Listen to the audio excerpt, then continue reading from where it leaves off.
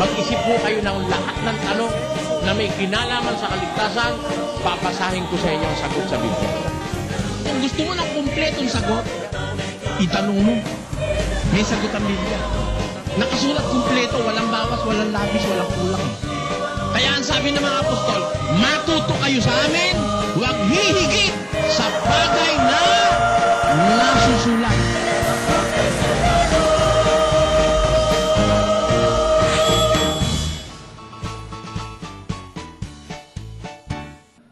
Unahin po natin si kapatid na Jimmy Taranay, INC. Ako, naniniwala po, siguro meron din po ritong kapatid na INC. Brad Eli, sa totoo po, nanonood na po ako sa inyo nung nasa RJ29 pa po kayo. Matagal na po ako, 90s pa po, nanonood na po ako sa inyo. Salamat po. Pero po, mula po nang pumasok ang tamang daan, siguro year 2001 po. Ito po, kasasabi niya lang po, Brother Eli, kayo direktamente sa Biblia po, ano po ba? Biblia. Pag hindi po sa Biblia, alam po naman po ng mga kapatiran nyo narito, sila po ang mga saksing buhay na, lalo na po yung matatanda, narinig po nila ito sa programa ninyo, maging sa radyo man o television. Ito po, talata po talaga po ito, Brother Eli. Kasi po, may nag-akay po sa akin rito, kasi po, military po ako, Brother Eli. Handa ko pong ibigay ang aking sarili sa tunay na paglilingkod. Kung ito pong samahan ninyo ay tunay na sa Diyos. Meron po kaming usapan. Pag sinagot nyo po to, tama ang talata, tama ang sagot. Dito na ako sa inyo, Brad Eli. Sige po.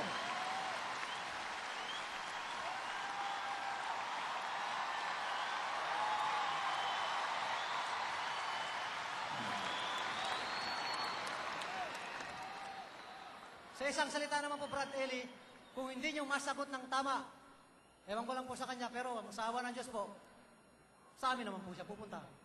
Sige Isahan po. lang po yan. Matagal na po. Pwede po magtanong ng tatlo? Sige po, conforme Okay. naman po yun sa haba ng sagot eh. Okay. Unang pong tanong, talata po ito, nakasulat po doon sa kanila sa ano. Sabi po sa tamang daan nila, Karamil, sabi ko, may time na kontra-kontra po kayo.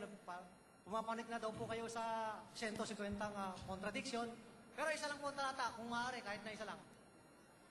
Sige po. Sa Marcos 14:50 po, may nagtanong po sa inyo, sino pong nagsitakas?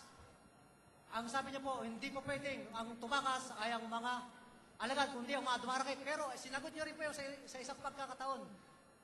Sa pagkakataong yon, hindi po tumakas ang mga dumarakit dahil, ay tumakas mo muna ang mga dumarakit sa mga pagkakataong yon dahil meron hubot-hubad na tumatakbo at sa hindi po kalayuan, si Apostol Pablo ay sumusunod po habang si Kristo ay dinadakip na po, di ba? Hindi po si Pablo yun, kapatid. Sino po yun? Wala pa po si Pablo nung panahon na yun. Sino po yun? Hindi pa Brother siya Eli? apostol Ay, si nun. Santiago po. Hindi, babasahin na lang po natin. Ano po yung tanong nyo muna? Marcos 14:50 po. Ano po tanong nyo ron? Kasi ang sagot niya po, imposible ho na iwan po ng mga alagad. Ang Panginoong Jesucristo sa Marcos 14:50. Hindi ganun ang sagot. Hindi po, Posible. makukuha po ito sa tamang daan kasi po nilalabas Hindi po ito ganon. sa tamang daan. Kasi alam nyo, sa tamang daan, lagi na lang pinapalitan yung sinasabi ko ron eh. Hindi po. Ganon yun eh. Mabuti, basahin natin. Basahin natin, kapatid na yun. At iniwan siya ng lahat at nagsitakas. Papansinin mo ang ulat, iniwan siya ng lahat at nagsitakas. Tama ha? Ito po, ang sabi niyo po, Sandali, kapatid. Bibigyan kita ng background there. Iniwan siya ng lahat at nagsitakas. Ngayon,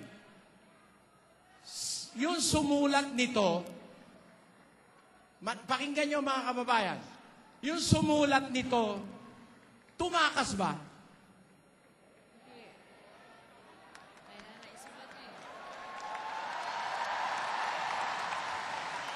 Yun lang, pinapapasin ko lang sa'yo. Yung sumulat nito, tumakas ba? Hindi naman niya sinabi, iniwan naming lahat siya.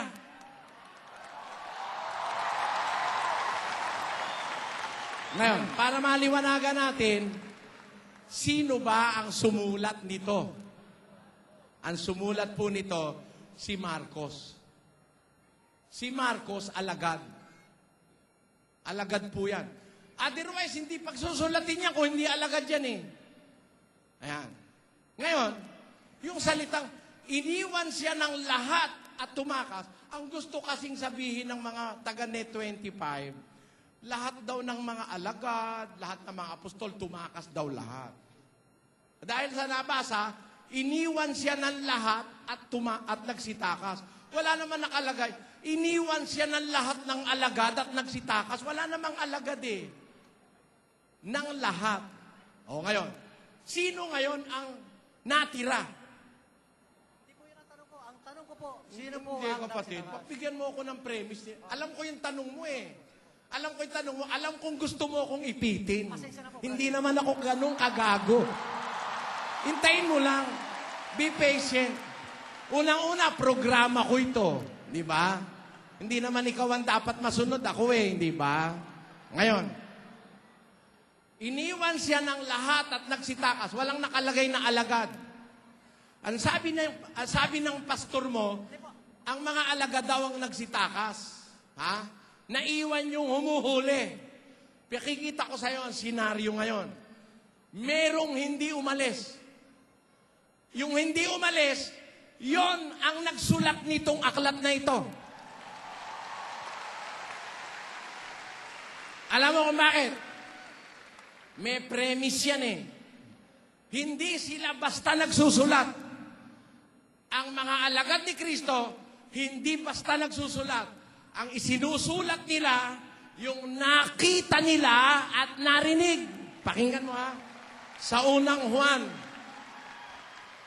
1:3 hanggang 4. Basa. Yaong aming nakita at narinig ay siya rin naming ibinabalita sa inyo upang kayo naman ay magkaroon ng pakikisama sa amin. Oo, at tayo ay may pakikisama sa Ama at sa Kanyang anak na si Hesukristo. At ang mga bagay na ito ay aming isinusulat. Alin daw po ang isinusulat nila? Yung aming nakita, yung aming narinig, ibinabalita namin sa inyo. Ang mga ito, isinusulat namin. Therefore, ang isinusulat nila, yung nakita nila at narinig. Di ba ganon, mga kababayan? Sabi ni Marcos, iniwan siya ng lahat at nagsitakas. Kasama ba siya? Paano siya makakapagsulat kung pati siya umalis? Nakita mo? Ngayon, bakit tayo nakakatiyak na meron tayong dapat siya sa atin sa mga talata susunod? Umpisahan ko uling basahin, saka natin ituloy-tuloy. Pakinggan nyo. At iniwan siya ng lahat at nagsitakas. At sinundan siya ng isang binata na nababalot ng isang kumot ang katawan niyang hubot-hubad. At hinawakan nila siya. Datapwat kaniyang binitawan ang kumot at tumakas na hubot-hubad. Nakita nyo ha? Hindi naman pagdating ng mga sundalo, hinuli agad si Kristo. Maraming pangyayaring naganap eh. Yun ang pinapaliwanag ko. Napilit na nilalabo ng mga ministro ni Manalo. Eto, dumating yung mga huhuli. Pagdating, pupuntahan si Kristo. Nagwala si Pedro. Diba? Basahin natin muna. Kailangan binabasa eh. Basa. At siya'y sinunggaban nila, at siya'y kanilang dinakip. Oh. Datapwat isa sa nangaroon ay nagbunot ng kanyang tabak at sinugatan ang alipin ng dakilang saserdote at tinigpas ang kanyang tainga. Tamo, nung sunggaban si Kristo para dakipin, merong isang alagad si Kristo, si Pedro ngayon, nagbunot ng tabak, tinagpas ang tenga ni Malco. Tanggal ang tenga. Ayan. Yun sundalo ng dakilang saserdote. Tanggal ang tenga ni Malco. Ano sumunod na pangyayari? Tuloy. At sumagot si Jesus at sinabi sa kanila, kayo bagay nagsilabas na parang laban sa isang tulisan na may mga tabak at mga panghampas upang dakpin ako? Araw-araw ay kasama ninyo ako sa templo na nagtuturo at hindi ninyo ako hinuli. Ngunit nangyari ito upang matupad ang mga kasulatan. At iniwan siya ng lahat at nagsitakas. O, ano nangyari? At sinundan siya ng isang binata Ayan. na nababalot ng isang kumot ang katawan niyang hubot-hubad. Teka muna. Nung siya'y huhulihin, merong alagad na nagtagpas ng tenga, yun nga yung si Malco. Di ba? Tapos, nagsalita si Kristo. Ano ba kayo? Manghuhuli ba kayo ng tulisan? Araw-araw kasama niyo ako sa templo, nagtuturo ako. Tapos nagsidating kayo ngayon, may mga panghampas, meron kayong mga tabak para kayong huhuli ng tulisan. Hindi naman ako hardened criminal eh. Ibig sabihin ni Kristo, parang yung ginawa sa akin ng NBI. Ha? Libel case lang naman, pumunta sa Apalit, 2:00 ng madaling araw ng Sabado, kasama yung pastor ng iglesia ni Manalo, ang dala ay mga grenade launcher at nakaarmas lahat. Para bang hardened criminal ang huhulihin? Libel lang naman yung demanda, walang kakwenta-kwenta. Ha? At katunayan nga, na walang kakwenta-kwenta yung libel na ipinail na yun, dinismiss na yun ngayon ang RTC ng Marikina.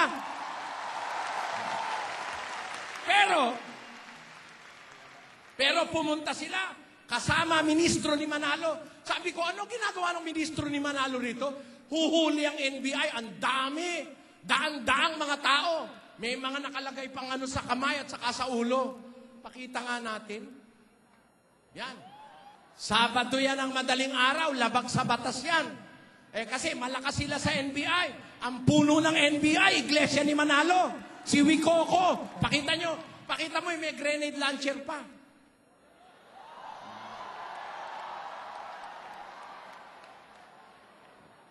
Parang huhuli ng kriminal na hardened criminal. Libel lang naman. 2:00 ng madaling araw, piyesta opisyal pa. Bawal sa batas.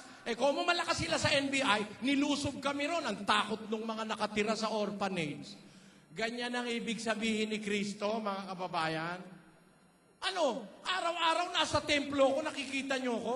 Pagkatapos ngayon, naririto kayo, may mga taba kayo. Bakit? Kayo ba yung manghuli ng tulisan? Ayan. Tingnan natin kung ano nangyari.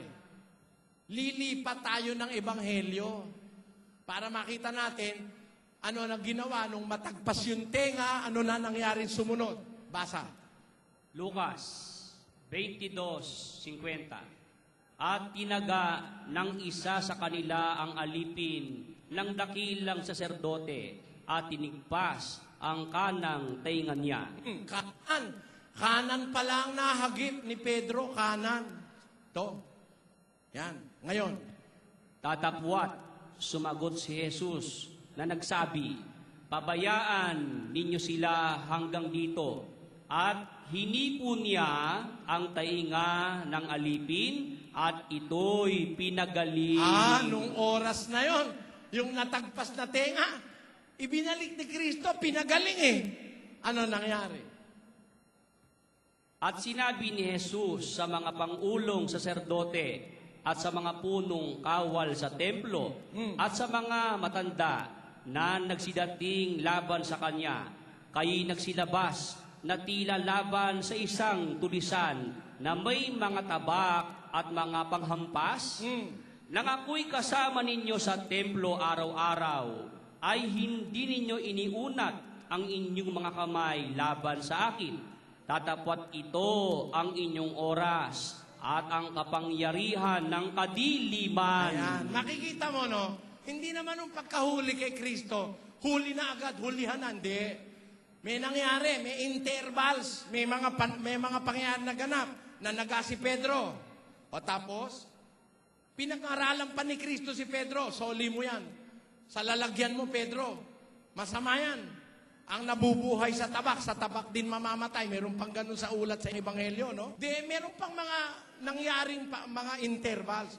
Pagkatapos, pinagaling niya yung tenga. Ngayon, pagaling na. Nagsalita ngayon si Kristo doon sa mga nanghuhuli sa Kanya. Araw-araw ako nasa templo, hindi nyo inunat ang kamay nyo doon sa laban sa akin. Tapos nandito kayo ngayon, meron kayong mga daladalang tabak. Nangyari ito sapagkat ito ang oras nyo, ang oras ng kadiliman. Merong nangyaring mga intervals. Yan. Ano sumunod? At kanilang dinakip siya at dinala siya at ipinasok siya sa bahay ng pangulong saserdote.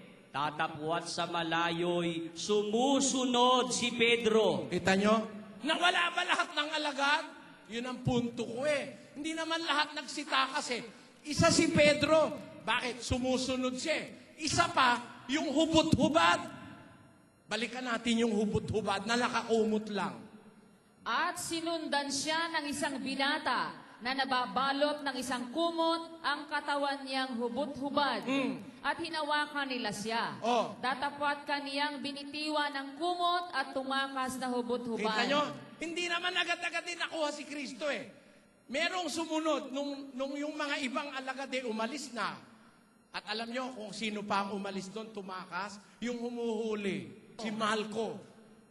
Ako kasi naniniwala mga kapatid, si Malco hindi na siya magpapatuloy sa gagawin niyang dadakpin si Kristo. Pero mo natanggal yung tenga mo, ibinalik ni Kristo. Meron ka pa kaya lakas ng loob na hulihin pa itong taong ito, pinagmilagrohan ka na.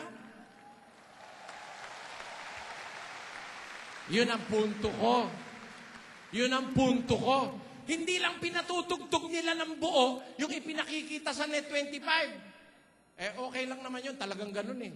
Siraan yan eh. Ako, di ako naninira. Yung nasa Biblia sinasabi ko. Naiwan ngayon itong alagad na nakahubot-hubad, na nakakumot. Siya ngayon ang dadakpin ng mga siya ngayon ang dadakpin, hindi si Kristo dadakpin, siya ang hinahabol. Ang ginawa ng alagad, itong nakakumot na hubot-hubad, nagpupumiglas, iniwan yung kumot, nagtatakbo ng hubot-hubad. Sino yon? Si Marcos po yon. Si Marcos yon. Si Marcos po, si Marcos, mga kapatid, alagad. Yung sinasabi ngayon, iniwan siya ng lahat at tumakas. Sino tumakas? Mga alagad, lahat tumakas. Hindi. Si Marcos naiwan. Si Pedro, sumusunod ng palihim. May mga nagsitakas. Pero ang alam nyo, isa sa tumakas, yung humuhuli sa kanya na naputol ang tainga. Yan. Yun ang sinasabi ko, hindi nakadetalye yan eh. Pero kung uunawain mo yung nasa Biblia, makikita mo eh. Tinan ninyo, bibigyan kayo, hahaba lang eh, no?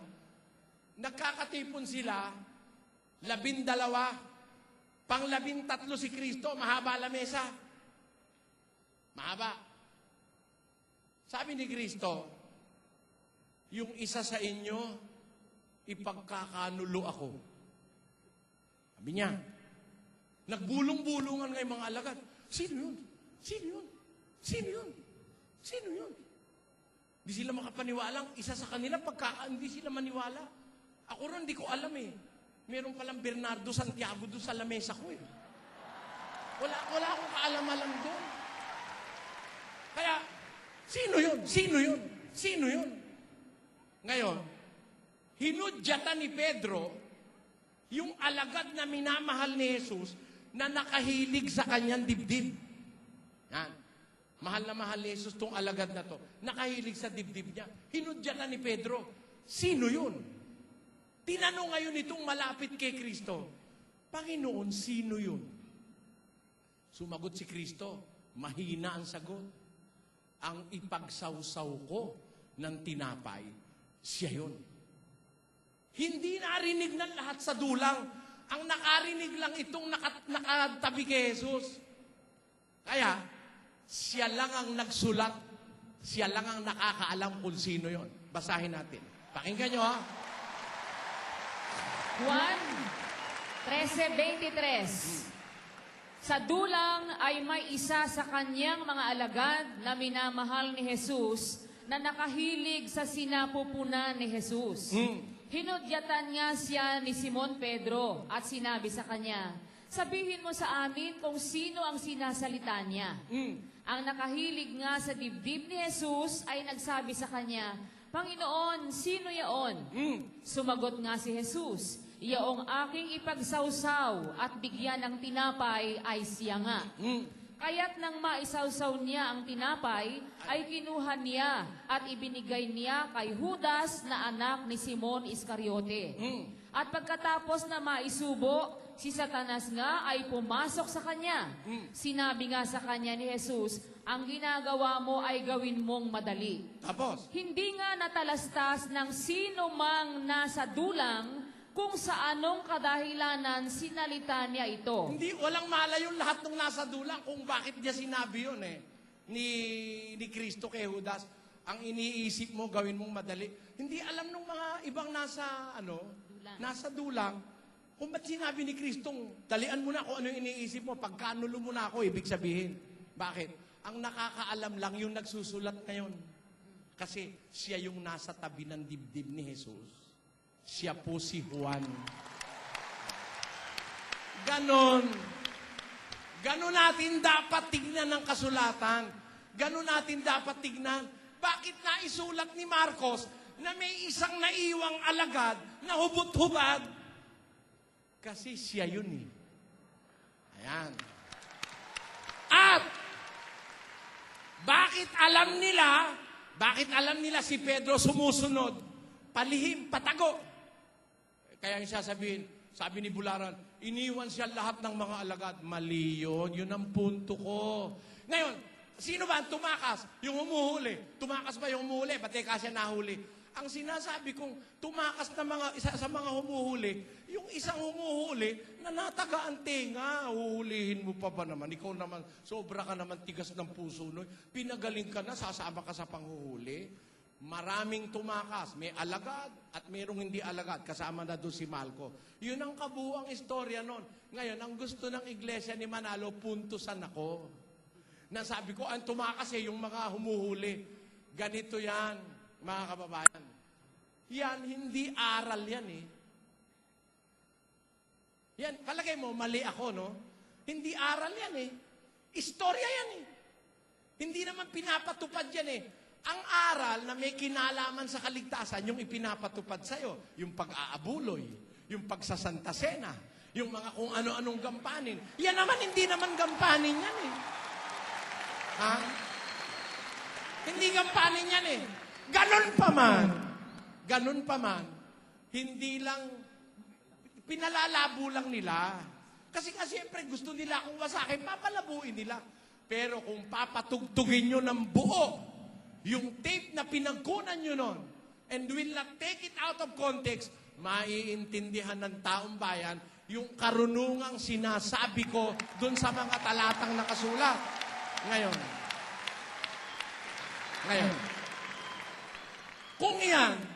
kung yan ang puhunan para umalis ka dyan sa inyo at pumunta sa amin, o kaya umalis naman yung kapatid namin pumunta sa inyo, masasabi ko, sa kapatid, huwag ka na rin aalis dito para pumunta sa kanila. Kasi kung paramihan ng puntos, mas marami kong puntos. Bakit? Sila simpleng-simple, mali pakinggan natin. Ito, simpleng-simple. Hindi naman hiwaga ho yan. Hiwaga pa ba yan kung sino yung nakatatanda? Sino panganay? Si Cain. Sino bunso? Si Abel. Sino panganay? Si Cain. Sino bunso? Si Abel. Pero sabi nung puno, Ikaw naman simpleng-simple. Ngayon. Yan. Simpleng-simple nangangantsaw. Si Cain daw ang panganay, bunso raw si Abel. Mali yun. Napakagago nun. Katangahan yun. Ngayon. Ganyan ba? Magpupuntusan tayo? Yan, simpleng-simple, mali. Pero yung pinapaliwanag ko sa Marcos, hindi simpleng-simple yun. Bihira ang nakakaalam mo. Yan. Diyan kayo humatol, mga kababayan. Sa punto na yan tayo hahatol. kung sino ang may mas kaalaman sa kasulatan. Tandaan nyo, ang mga alagad hindi sumusulat ng hindi nila nakita at narinig. Kaya may nagsulat, hindi lahat ng alagad umalis. Hindi lahat ng alagad tumakas. May naiwang alagad, kaya may nakapagsulat. Yan ang dapat makita. Kaya kung doon lang ang pagbabatayan mo, kapatid, para lumipat ka rito, napakababaw na batayan yan. Napakababaw niyan. Hindi balik ka nang wag lumipat pagka ganyan lang ang batayan mo. Brad Eli kasi po, may nagtatanong po sa inyo noon. Ang itinatanong niya po, alam ko po, natataka ko po, nakasombrero po yun eh. Ang tanong niya po sa inyo, hindi naman kung ilan ang tumakas o lahat eh. Ang tanong niya kung sinong tumakas, kung dumarakit ba o yung alagad. Ang sagot niyo po noon, ang tumakas ay ang dumarakit. Hindi pwedeng iwan ng mga alagad ang Panginoong Hesus Kristo. Okay, tanong ko sa iyo, yung salita ko, hindi pwedeng iwan si Kristo, totoo ba o hindi? May naiwan nga eh. May naiwan eh. Oh, ngayon, yung dumarakit. Bakit? Mababasa mo ba na si Malco naiwan? Mababasa mo na iwan si Malco? Sa ordinary promptings of man, ikaw man ang pagmilagruhan ng dinarakip mo, mawawalan ka ng loob na yung dinarakip mo, idakipin mo pa. Yan ang riyan na yung puntong yan, ordinarily, hindi pinapaliwanag ng mga ministro yan. Ordinarily, gaya ng ministro nyo. Doon na lang kayo sa nababasa eh. Hindi nyo nililiwanag kung ano yung nababasa. Yun ang ibig ko sabihin. Kaya, humatol ka ng matwid na paghatol, kapatid. Alam mo, yung ginagawa ng mga ministro mo sa TV, pinuputol ng alanganin yung sagot ko. Kaya parang lumalabas na kontradiksyon. Pero laliman mo lang ng konti, hindi simple. Laliman mo lang ng konti, makikita mo. Eh kayo, hindi simple eh. Blatant eh. Sino ang binhi ni Abraham? Si Manalo. Pagkaranay lang panahon, sino ang binhi ni Abraham? Si Kristo lang, hindi si Manalo. O yan. Yan ba ang dahilan? Kaya ka lilipat sa amin? O ang kapatid namin lilipat sa'yo? Huwag na tayong magganunan. Magtanong ka na lang at mag-aral ka. Bahala ka kung gusto mong lumipat, kung hindi.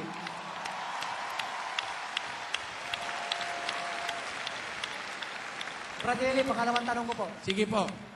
Ang sabi niyo po, sa programa, testigo ko po na naman itong mga miyembro niyo rin. Sabi niyo po, sa lahat ng reliyon, naitapo na si Satanas. Nasa loob pa nga nila eh. Nasa loob ni ganito. Ang sabi niyo, dito pa lang, sa ibabaw ng lupang ito, kayo pa lang ang nakapagpaliwanag na si Satanas sa inyo, sa pananampalataya ninyo, ay hindi pa niyahagi sa lupa. Ayun ho, ang sinagot niyo noon. Ito, ano po ito sa TV? Makuha po ito. Sige. Alam mo, kapatid, pagbibigyan kita dahil ako, may awa ako sa mga tao na nagsusuri at saka gusto ko rin mapatunayan ng namumuntos. Kung namumuntos lang, yung nagsusuri, naaawa ko. Pero kung namumuntos lang, gusto ko mapatunayan ng namumuntos na hindi niya ako kayang duru-duruin kahit kailan. Eto. Ang pinagbabatayan dyan, yung Apokalipsis 12:9 ng Apokalipsis. Babasa tayo. Pakilagay sa screen. At inihagis ang malaking dragon, ang matandang ahas, ang tinatawag na Diablo at Satanas, ang dumadaya sa buong sanglibutan. Siya'y inihagis sa lupa at ang kanyang mga anghel ay inihagis na kasama niya. Jeez! At narinig ko ang isang malakas na tinig sa langit na nagsasabi, "Ngayoy dumating ang kaligtasan at ang kapangyarihan at ang kaharian ng ating Diyos at ang kapamahalaan ng kanyang Kristo.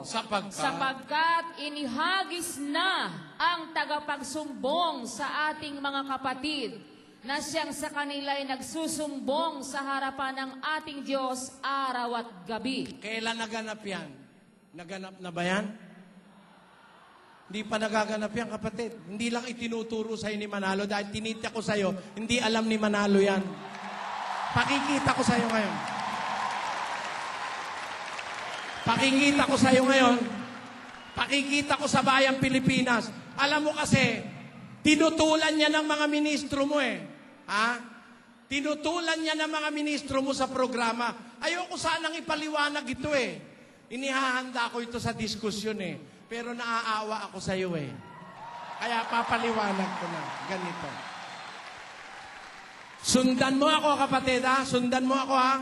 Mga kababayan, huwag kayong uuwi.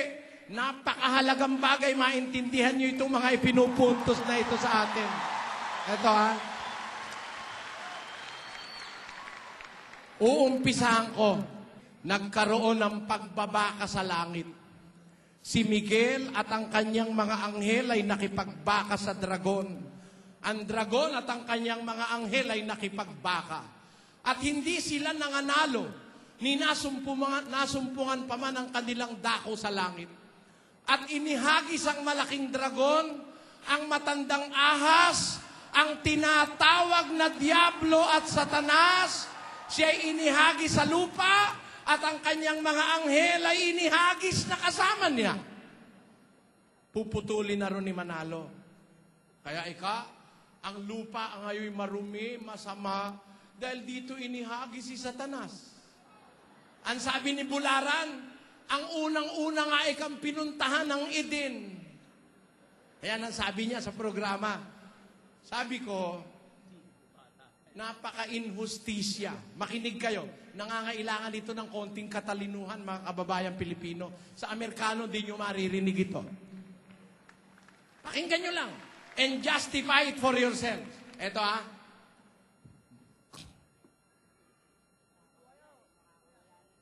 Sabi ng Biblia, nagkaroon ng pagbabaka sa langit. Kaya nung matalo yung dragon, inihagi sa lupa. Pangit eh. Kung aalamin natin, sabi ni Bularan, inihagis daw unang-una sa Eden daw pumunta. Kayo. Si Satanas, basura. Di ba si Satanas, trash? Basura. Hindi ba ang Eden, isang espesyal na lugar para alagaan ng Diyos si Adan at si Eva? Kung ikaw ang magtatapon ng basura, itatapon mo dun sa espesyal na lugar. Tamo, hindi naman tayo nag-aral na masyadong mataas. Diba, kapatid, ano? Napakaganda ng sagot. Pag ikaw ba dumumi, ilalagay mo sa sala. Napakatanga ng isang tao. Ba, yung bahay mo, mahirap ka lang.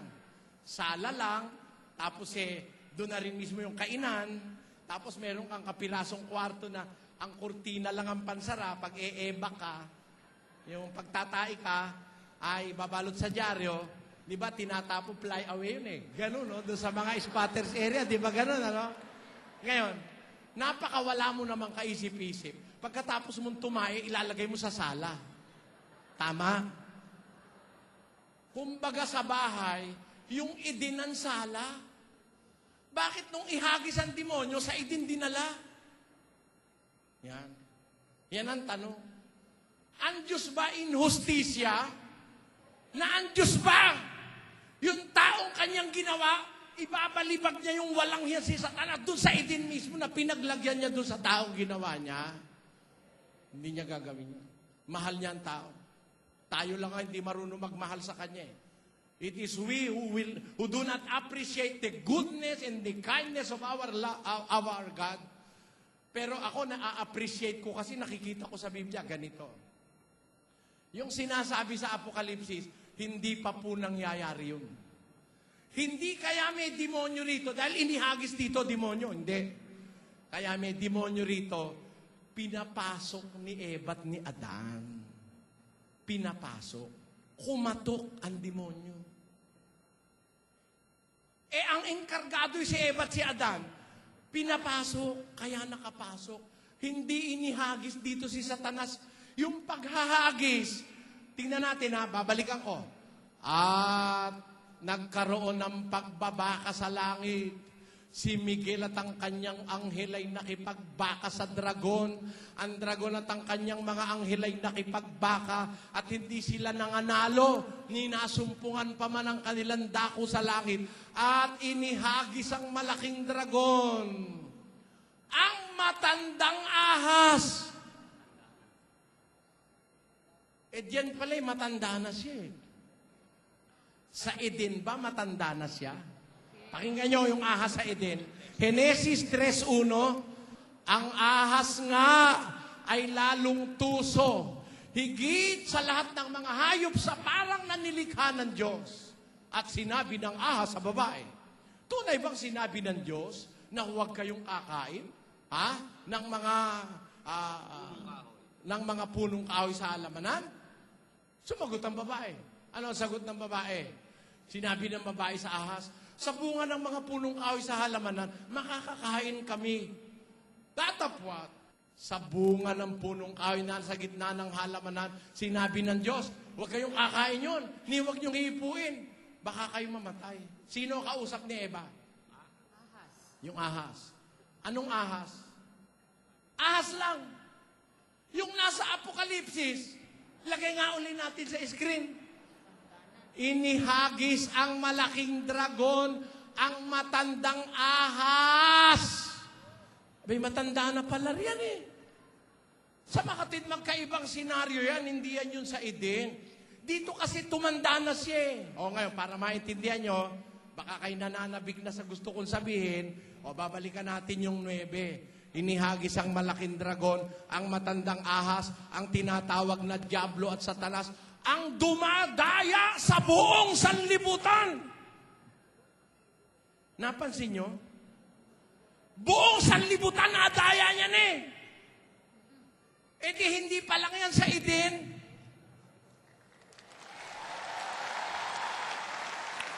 Nakuha nyo mga kapatid? Good evening, Mr. Yang. Nakuha nyo? Ang dumadaya sa buong sanlibutan. Wait, nakatapos na palang mandaya itong tarantadong to eh. Sa Eden naman, wala pang tao eh. Wala pang tao sa Eden, dadalwa pa lang. Paano nung ihagis sa Eden pumunta? Bularan. Hindi kasi alam ni Manalo yan eh. Yan. Eto. Kailan yan? Kailan yan? Sa Eden ba yan? Gaya ng paniwala ni Manalo? Tuloy natin. Ang dumadaya sa buong sanlibutan, siya'y inihagi sa lupa, at ang kanyang mga anghel, inihagis na kasama niya.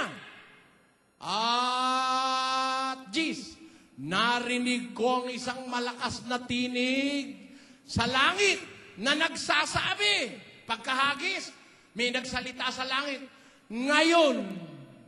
Kailan? Ngayon. Pero hindi ngayon yun. Tandaan nyo, hindi yun yung ngayon. Nung makahagis na mahagis na, narinig ko ang isang tinig sa langit na nagsasabing, ngayon ay dumating ang kaligtasan at ang kapangyarihan at ang kaharian ng ating Diyos at ang kapamahalaan ng kanyang Kristo sapagkat inihagis na ang tagapagsakdal o tagausig sa ating mga kapatid na siyang sa kanila'y nagsasakdal at nagsusumbong sa harapan ng ating Diyos araw-gabi. Ano raw ang nangyari nung maihagis? Dumating na ang kaligtasan, ang kapangyarihan, ang kapamahalaan ng Kristo. Kailan ba mamamahala si Kristo?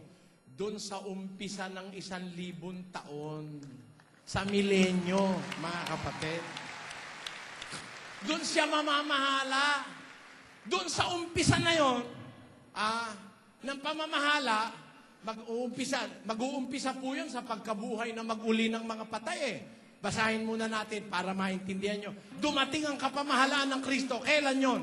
Basahin natin ang Apokalipsis 20, versikulo 4 hanggang 6. Basa.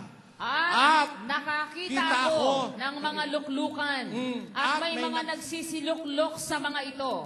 Sila'y pinagkalooban ng paghatol. At nakita ko ang mga kaluluwa ng mga pinugutan ng ulo dahil sa patotoo ni Jesus at dahil sa salita ng Diyos. At ang mga hindi sumamba sa hayop o sa kanyang larawan man at hindi tumanggap ng tanda sa kanilang noo at sa kanilang kamay. At sila'y nangabuhay at nagsipagharing kasama ni Kristo sa loob ng 1,000 taon. Kailan mag-uumpisa yung 1,000 taon? Pag nabuhay na yung mga maghaharing kasama ni Kristo. Kailan ba yung pagkabuhay nung maghaharing kasama ni Kristo? Unang Timoteo o Unang Tesalonica 4:16. Pakinggan nyo. Sapagkat ang Panginoon din ang bababang mula sa langit Na may isang sigaw, may tinig ng arkanghel at may pakakak ng Diyos. At ang nangamatay kay Kristo ay unang mabubuhay na maguli. Kung magkagayon, tayong nangabubuhay na nangatitira ay aagawing kasama nila sa mga alapaap upang salubungin ng Panginoon sa hangin. At sa ganito'y isa sa Panginoon tayo magpakailanman. Kailan po mangyayari yung pagkabuhay ng mga kay Kristo? Pagbalik ni Kristo. Bumalik na ba? Pagbalik, bubuhayin. Pag nabuhay, bibigyan ng mga upuan ng paghatol. Hahatol sila. Maghahari sila kasama ni Kristo sa loob ng 1,000 taon. Pagkatapos ng 1,000 taon, alam nyo no mangyayari? Pagkaraan sa 1,000 taon, kakalagan si Satanas. Binalibag na kasi siya eh. Kinulong, basahin muna natin, mas mabuti binabasa. Apokalipsis 20. At nakita ko ang isang anghel na nananaog mula sa langit, na may susi ng kalaliman, at isang malaking tanikala sa kanyang kamay. At sinunggaban niya ang dragon, ang matandang ahas. Kita mo, ang tawag sa kanya, dragon at matandang ahas. Ito yung tiyempong nabasa natin kanina, no? Sinunggaban yung malaking dragon at matandang ahas para anong gawin? Na siyang Diablo at Satanas. At ginapos na 1,000 taon. Tuloy.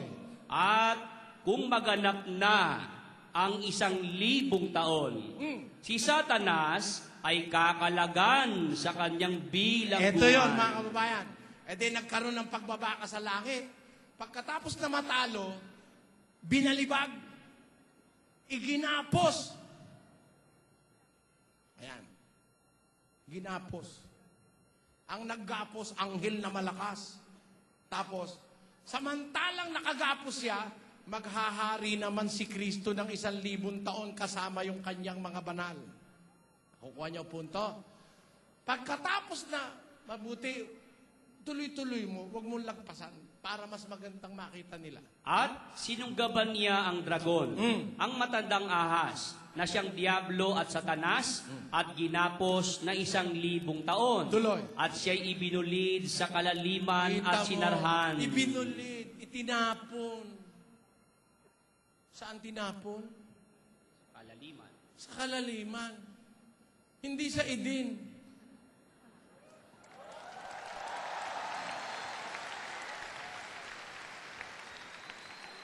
Lalabas naman, walang awa ang Diyos sa tao. Nilikha niya yung tao, nilagay sa Eden, tapos nilagyan ng tarantado. Yun ang paniwala ni Manalo. Yun ang tinuro niya kay Bularan. Mali.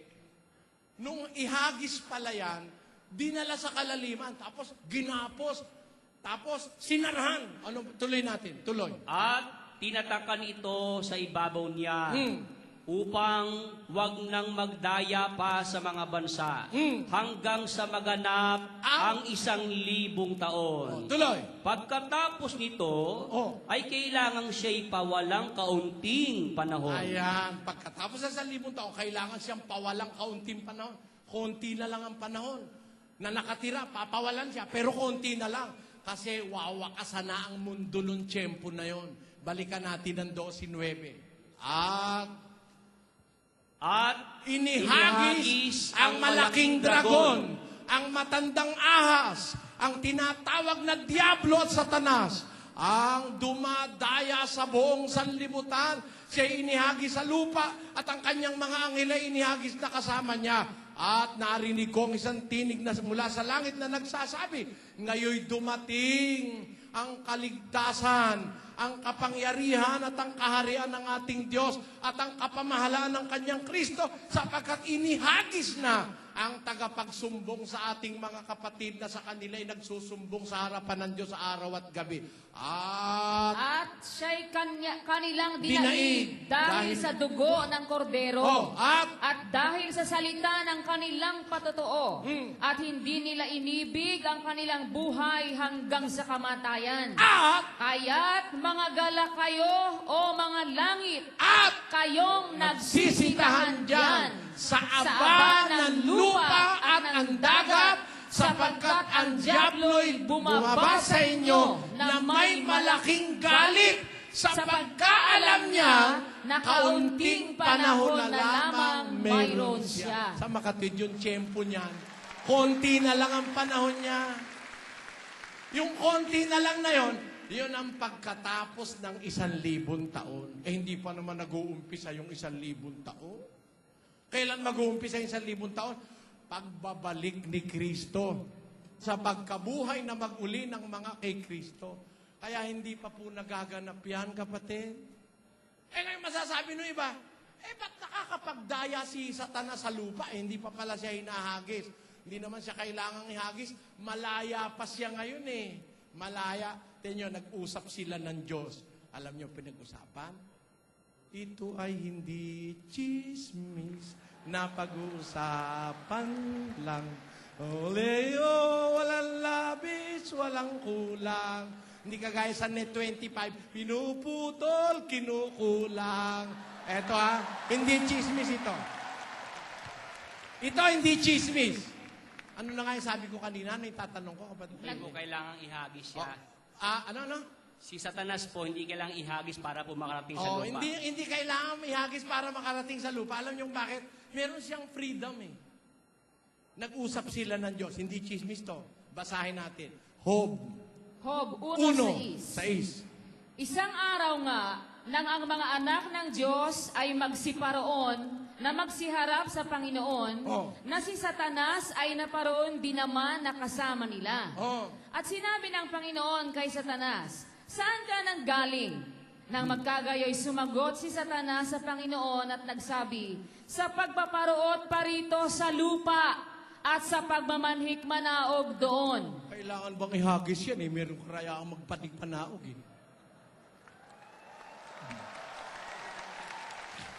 Nagpapanig panaog Tinanong siya sa Panginoon, Satanas, saan ka galing? Sabi niya, di ba nandiyan kapatid, Sabi ni Satanas, sa pagpaparoot parito sa lupa, sa pagpapanhik panaog doon, malayang-malaya siya Bakit? Bakit siya nagkaroon ng kalayaang makapasok sa lupa? Bakit? Tignan natin ang dahilan. Sabi ng Diyos kay Eva at kay Adan, pagkalikha sa kanila ng Diyos, ang sabi ng Diyos ganito, kayo, at sila'y binasbasan ng Diyos. At sila'y binasbasan ng Diyos, at sa kanila'y sinabi ng Diyos, kayo'y magpalaanakin at magpakarami, at kalatan ninyo ang lupa at inyong supili. Sino po ang engkargado ng lupa?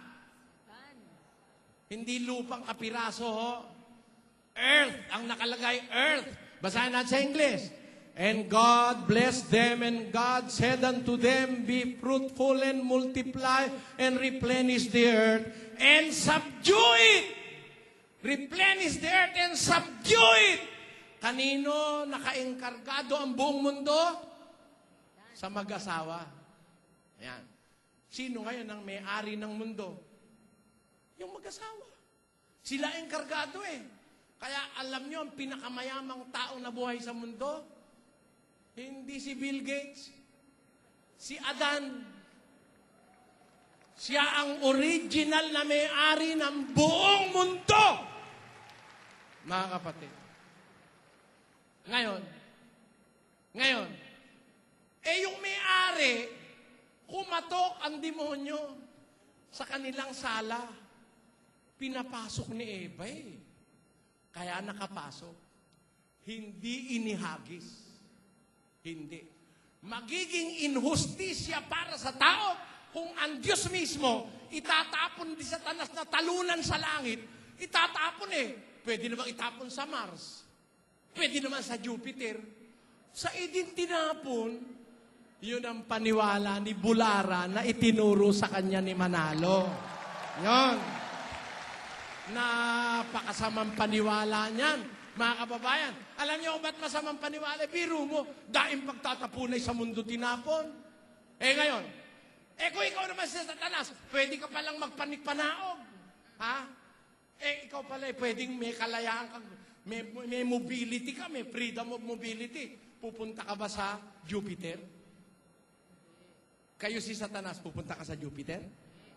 Wala naman tao ron, wala siyang business doon.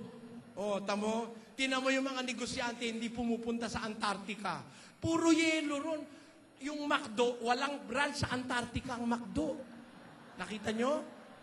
Saan ang branch ng Jollibee? Kung saan maraming tao dahil nandun ang business. Ano ba ang business ng demonyo?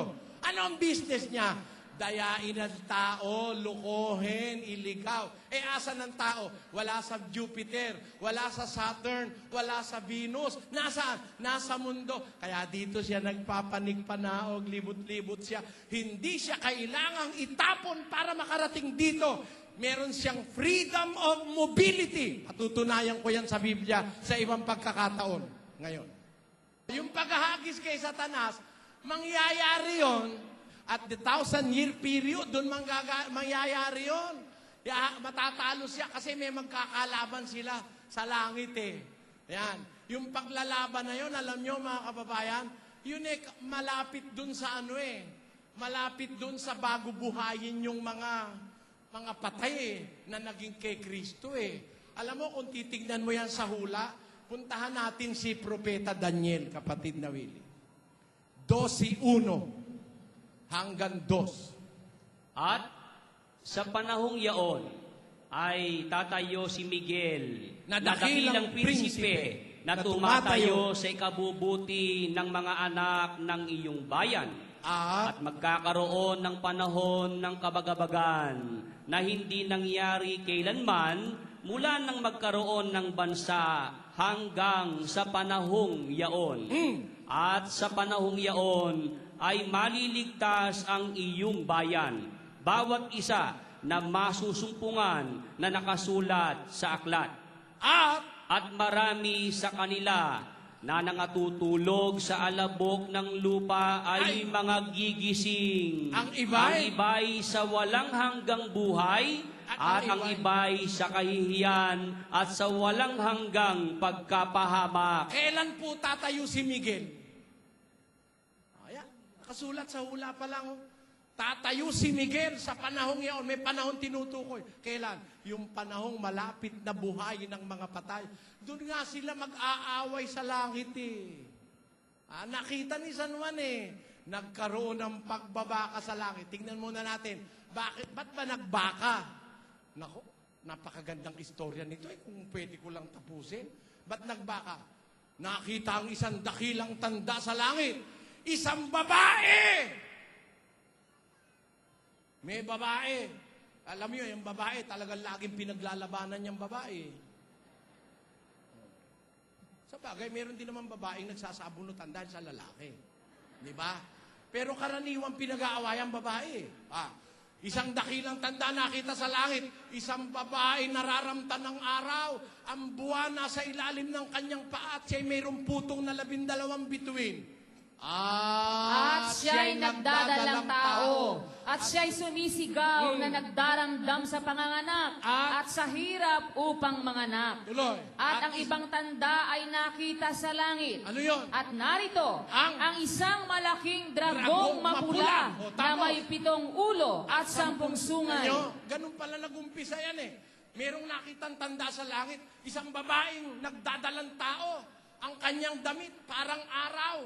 Ang buwan sa ilalim ng paa niya, meron siyang putong na 12 bituin. Nagdaramdam siyang manganganak. May nakitang ibang tanda. May nakitang malaking dragon na mapula. Nakaabang dun sa manganganak na babae. Napakawalang yan itong dragon na ito. Walang kamodo-modo. Alam mo kung saan nag-abang? Tuloy. At kinakaladkad ng kanyang buntot ang ikatlong bahagi ng mga bituin sa langit. At ipinaghagis sa lupa. At lumagay ang dragon sa harapan ng babaeng manganganak na. Upang lamunin ang kanyang anak pagkapanganak niya. Nakikita nyo? Yung babaeng manganganak, inaabangan. Siguro, nagle-labor yung babae. Nakaabang ng walang yan diablo.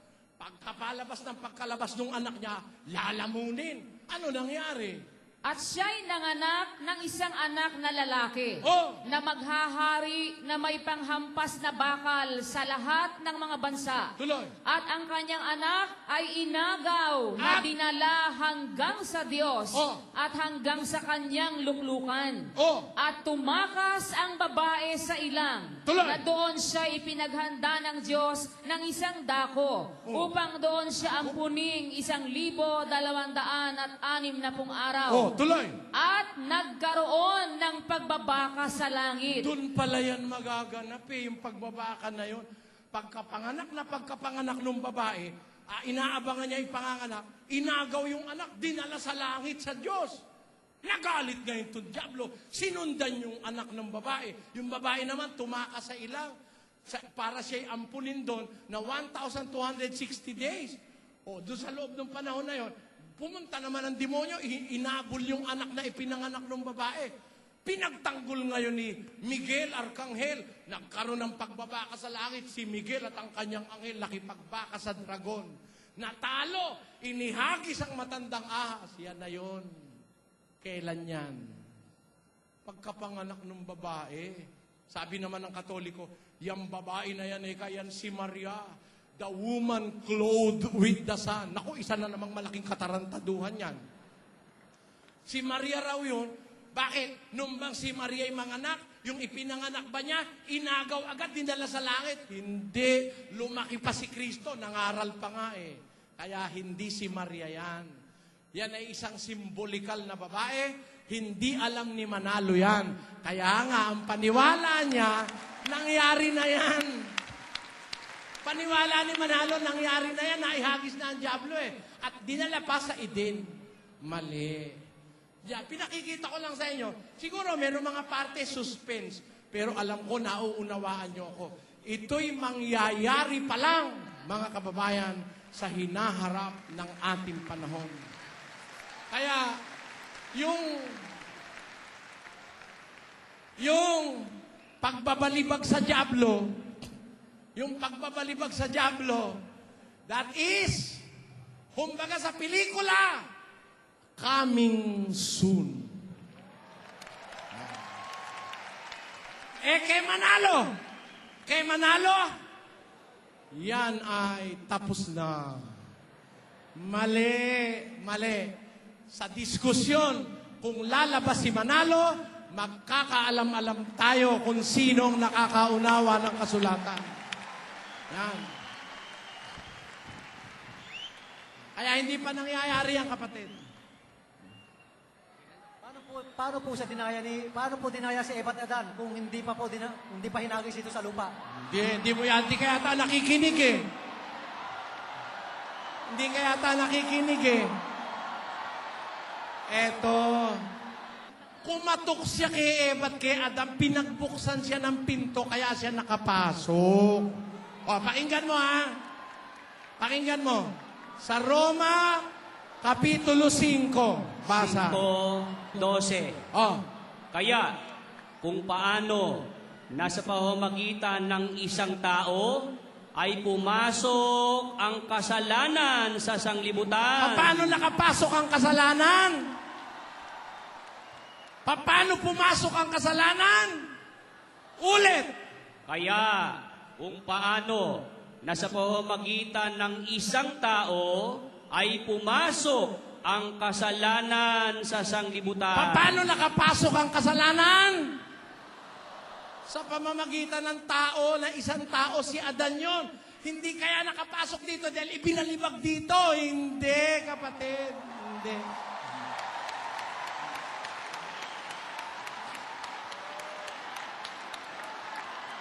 Ibig sabihin po nun, Brad Eli, si Eva at Adan, pag hinagis na si Satanas dito, saka palang dadayain. Hindi ko nakuha. Hindi po naiintindihan at ayaw pong umintindi nung nagtatanong. Hindi po kailangang ihagis ang demonyo sa lupa para makapandaya. Ang demonyo po pumunta sa lupa, pinapasok ni Adan. Yun po ang sagot ni Brother Eli. Pinapasok siya, kapatid. Hindi siya inihagis kaya siya nakapunta rito. Pinapasok siya ng may-ari ng lupa.